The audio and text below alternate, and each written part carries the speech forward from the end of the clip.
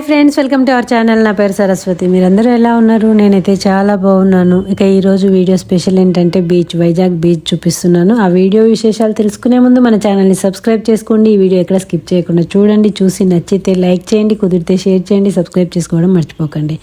ఇక వివరాల్లోకి వెళ్తే, వైజాగ్లో మనం చెప్పుకోదగ్గ ప్రదేశాలలో బీచ్ కూడా ఒకటి కదా. అయితే సాయంకాలం వేళ ఇలా బీచ్కి వెళ్ళి ఎంజాయ్ చేస్తారు అందరూ. అలా మా వారు కూడా బీచ్కి వెళ్ళారు. ఇలా వీడియోస్ తీసి నాకు పంపించారు.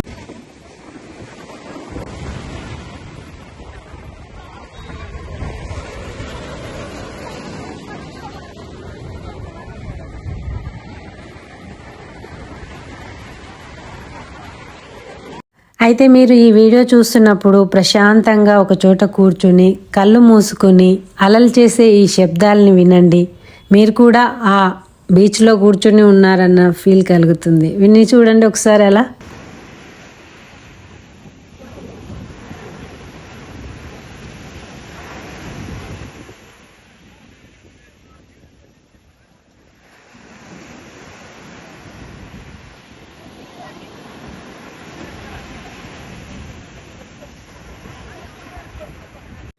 అయితే సంద్రంలో ఇలా పడిలేచే కెరటాలను చూస్తుంటే కొందరు కవులు వర్ణించిన అలల గురించి, పడిలేచే ఈ కెరటాల గురించి వర్ణించే వర్ణనలు గుర్తొస్తూ ఉంటాయి.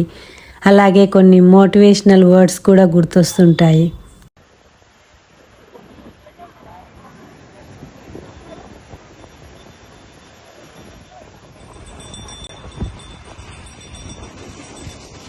తీరానికి వస్తున్న ఈ అలలలో పిల్లలు పెద్దలు అందరూ ఎంజాయ్ చేస్తున్నారు. అలాగే ఇదిగోండి గుర్రాలు కూడా వస్తున్నాయి బీచ్లోకి.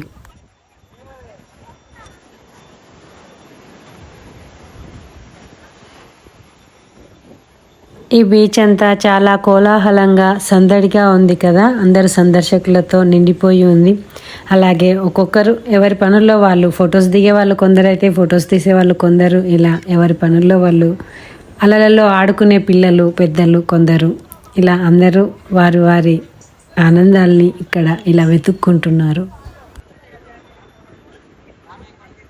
పడిలేచే కెరటాలు ఒకవైపు, రేపు ఉదయించాలి అని ఇవాళ పడమటికి అస్తమిస్తున్న సూర్యుడు ఒకవైపు. వీటిని చూస్తుంటే నాకు కొన్ని మాటలు చెప్పాలనిపిస్తుంది. అదేంటంటే, ఒక మనిషి తన జీవితంలో గెలుపు ఓటములు సహజం. ఓడిపోయినప్పుడు భయపడకుండా రేపు గెలుస్తాననే ఆశతో నిలబడి సాధించాలి గెలుపుని. ఏమంటారు ఫ్రెండ్స్? నేను చెప్పింది కరెక్టే కదా. ఇక ఈరోజు వీడియోలో బీచ్ విశేషాలు ఇవేనండి. ఈ వీడియో నచ్చితే లైక్ చేయండి, షేర్ చేయండి. ఇలాంటి మరిన్ని వీడియోస్ కోసం మన ఛానల్ని తప్పకుండా సబ్స్క్రైబ్ చేసుకోండి. Thank you for watching.